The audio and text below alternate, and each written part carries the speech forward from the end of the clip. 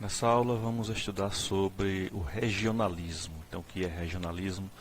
É quando os países se agrupam e formam blocos econômicos. Esses blocos econômicos são chamados também de blocos econômicos regionais, justamente por se localizarem em uma determinada região econômica do globo.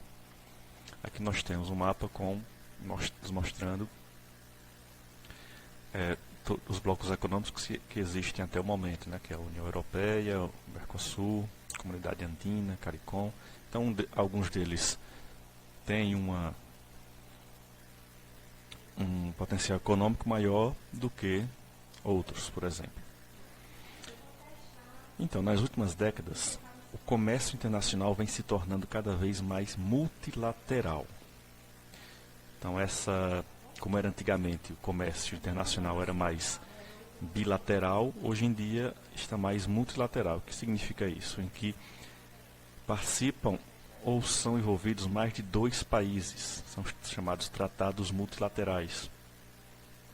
É comum haver também tratados bilaterais, é justamente quando um país entra em acordo com o outro. Muito comum isso. O Brasil, por exemplo, tem tratado bilateral com a Alemanha, com a Rússia, com a China, com os Estados Unidos, e tem tratados multilaterais que são justamente no Mercosul e outros mais. Esse processo está sendo acompanhado de uma regionalização do espaço que foi intensificado pela globalização. Então, graças à globalização, o avanço tecnológico das telecomunicações e internet, houve essa maior proximidade entre as nações e referente à troca de produtos e serviços, e isso ocasionou a formação de regiões econômicas, ou a regionalização do espaço. Então, um país não está mais isolado no mundo, ele tem que estar dentro de uma região para poder concorrer de forma mais efetiva no mercado internacional. Como consequência, a tendência mundial surge os chamados blocos econômicos, que é o que nós estamos estudando. Blocos econômicos é formado por um grupo de países que trocam mercadorias e tem um nível de acordo entre si para concorrer no mercado mundial. Essa tendência foi gerada pelo próprio mercado internacional, graças à globalização e o desenvolvimento dos meios de transporte e comunicação, justamente devido à concorrência que moldou esse mercado internacional. Com a concorrência muito acirrada, houve a necessidade da regionalização, do regionalismo, dos países se juntarem para concorrer mais no mercado global. Formando blocos econômicos, os países buscam ampliar sua participação no mercado.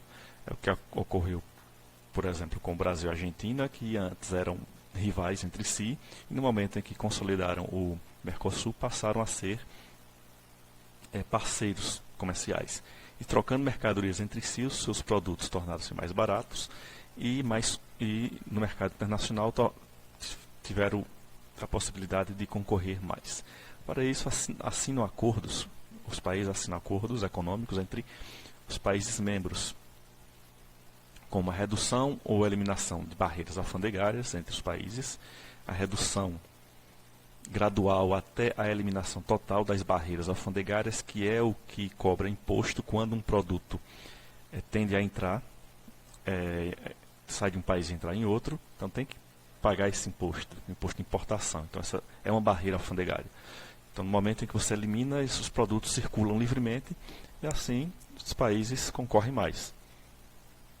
Barreiras comerciais estabelecidas pelos governos para controlar o intercâmbio de mercadorias, tanto a entrada como a saída de produtos dentro do seu espaço territorial. Políticas monetárias e financeiras únicas é outra característica dos acordos entre países membros, em que a política monetária, ou seja, a flutuação do valor da moeda, é única, pode ser única no caso, é um tipo de acordo. E também as taxas de juros podem ser efetivadas para serem únicas.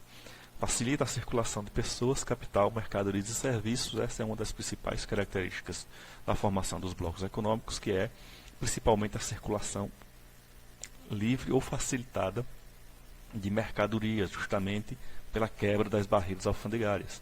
mas também é interessante a livre circulação de pessoas, que é quando as pessoas podem sair de um país e ir para o outro sem a necessidade de visto em passaporte. Elas estão livres, como se fosse sair de um estado e para outro do mesmo país. Também de dinheiro, a moeda vai circular livremente, sem necessidade de declaração. A moeda sai do Brasil, vai para a Argentina, tem que ser declarada. Então, quando há esse tipo de acordo, a moeda circula livremente. E também a livre circulação de serviços, como um profissional é formado em um país e pode trabalhar em qualquer outro país daquele bloco formado.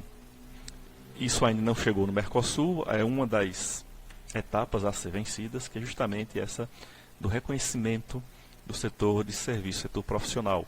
Atualmente, quem se forma em um país do Mercosul tem que fazer uma revalidação do seu diploma. Quando for efetivado, essa validação não será mais necessária.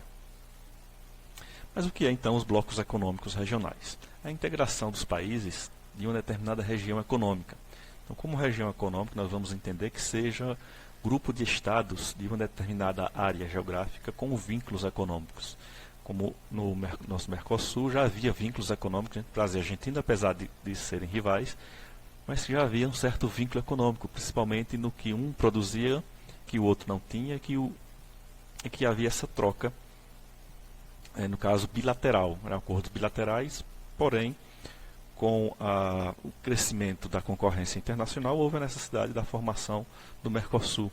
Então, essa região econômica já existia e passou a se formar um bloco econômico. Esse grupo de países gozam de um alto grau de interação em comparação com as relações fora do bloco. Então, os países próximos de uma região geográfica próxima, que tenham uma interação econômica maior, tende a formar blocos econômicos em relação aos países fora daquele bloco. Isso garante um aumento do mercado consumidor entre si, entre os países membros daquele bloco, na produção e também na exportação. Quando você troca produtos de um lugar para outro, de um país para outro, com as taxas reduzidas, facilita e aumenta o mercado de um país a outro. Como surgiu a ideia da formação dos blocos econômicos? Desde o fim da Segunda Guerra Mundial já existia a ideia de uma Europa unida, uma Europa forte, sem nenhum tipo de conflito. Após a Segunda Guerra Mundial, já que houve um conflito, o maior conflito da história da humanidade recente, no caso, onde os países europeus se encontravam fragilizados. Receberam a ajuda dos Estados Unidos, como sabemos, mas precisava promover a sua reconstrução. Então promoveram alianças visando essa reconstrução mútua, ou seja, um ajudando o outro no que necessitava. Enquanto um tinha determinado tipo de produto para reconstruir e precisava de outro, então havia essa troca de um país com o outro. O primeiro acordo de integração entre países foi o chamado Benelux, que corresponde às iniciais dos seus países membros: Bélgica, de BE, NE de Nederland, que são os Países Baixos, ou conhecidamente, principalmente aqui no Brasil, como Holanda, e Lux de Luxemburgo. Tá aí o nome Benelux. Aqui nós temos o mapa dos países que formam o Benelux. A Holanda, né, que são os Países Baixos, a Bélgica e Luxemburgo aqui.